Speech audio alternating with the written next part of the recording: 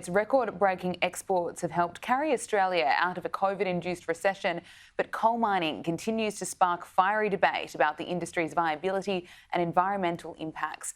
In a groundbreaking live underground broadcast, Sky News headed to the coalface in the New South Wales Central Tablelands to dig beneath the headlines and meet the people powering the mines. An Australian first broadcast 280 metres underground in the Central Tablelands. Chris Smith plunged into the dark at Airlie coal mine to shine a light on the resource. This is coal's eureka moment, when it gets extracted from the walls, from the coalface, and lands on a conveyor belt. It is headed off to Mount Piper power station. It's an industry former Prime Minister Malcolm Turnbull said was in decline when he called for a pause on approval of new mines in New South Wales. He sits up there on his ranch in the Upper Hunter. Ranch?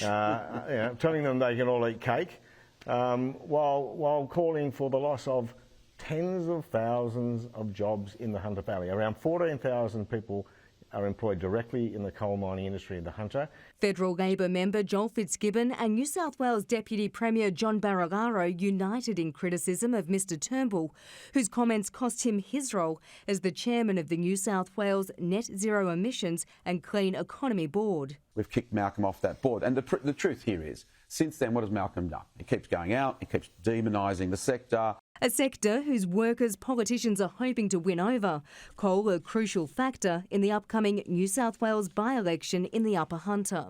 The Labor Party, the National Party, the Shooters and Fishers and One Nation are all proclaiming support for the mining industry in this election. You can be no doubt about the Labor Party support.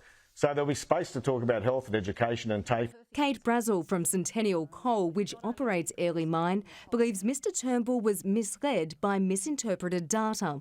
She says most application submissions are for modifications to existing mines, not establishing new ones, adding coal is definitely not in decline. We haven't seen any waning in demand for coal from our major markets, which is Japan, Korea or Taiwan. In actual fact, we're also getting very excited about, we've got the emerging markets with India and the Philippines and Vietnam. Comments backed by Resources Minister Keith Pitt.